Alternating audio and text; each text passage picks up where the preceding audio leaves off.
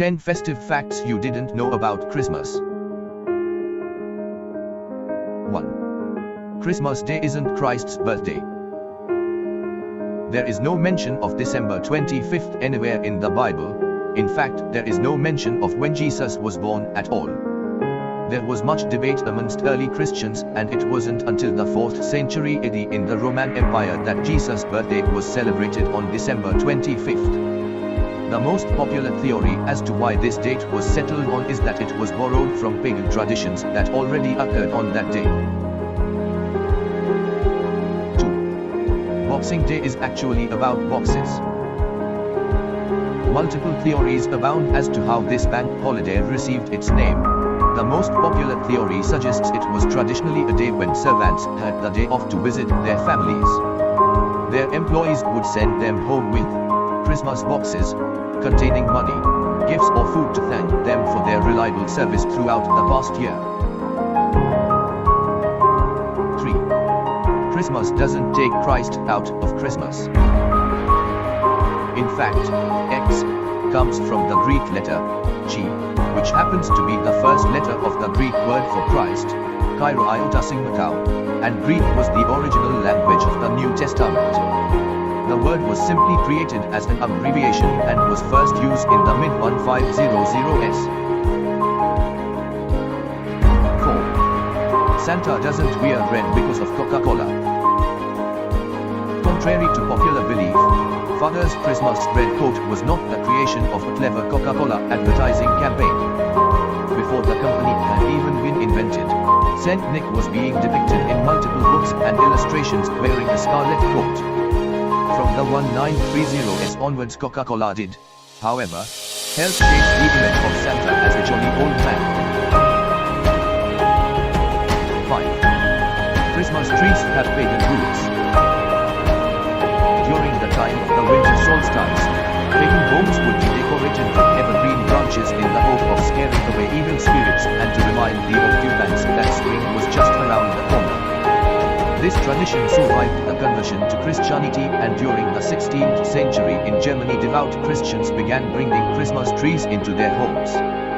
The practice was made fashionable in the UK during the mid-19th century, when popular Queen Victoria, German Prince Albert and their children were drawn in the illustrated London news standing around the main Christmas tree at Windsor Castle. 6. Mince pies did originally contain meat. Medieval people during the 16th century believed that if you ate a mince pie every day from Christmas to 12th night, 5th January, you'd have happiness for the next 12 months. These pies were known as Christmas pies, and contained anything from rabbit to mutton, pigeon to pheasant. They were larger than their modern creations and made into an oval shape, which was said to represent Jesus' crib.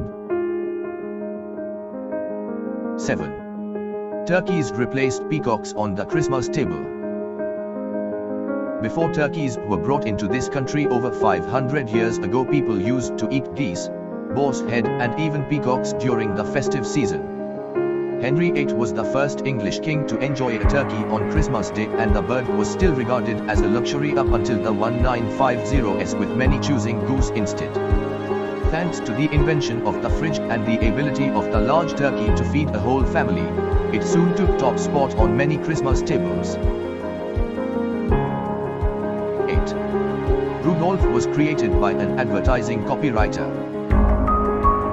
The red-nosed reindeer was created in 1939 by Robert L. May, an advertising copywriter for Montgomery Ward department store based in Chicago.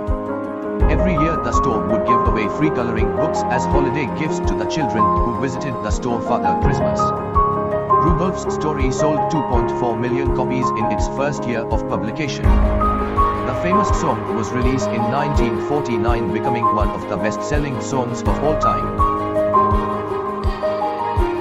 9. A crackling log fire is the reason we pull Christmas crackers.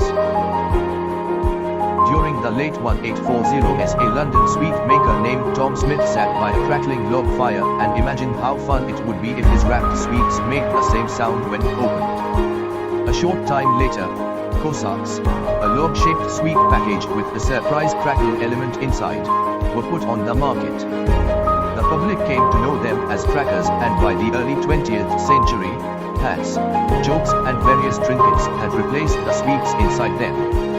Soon they were adopted as a traditional festive custom, and the rest, they say, is history. 10.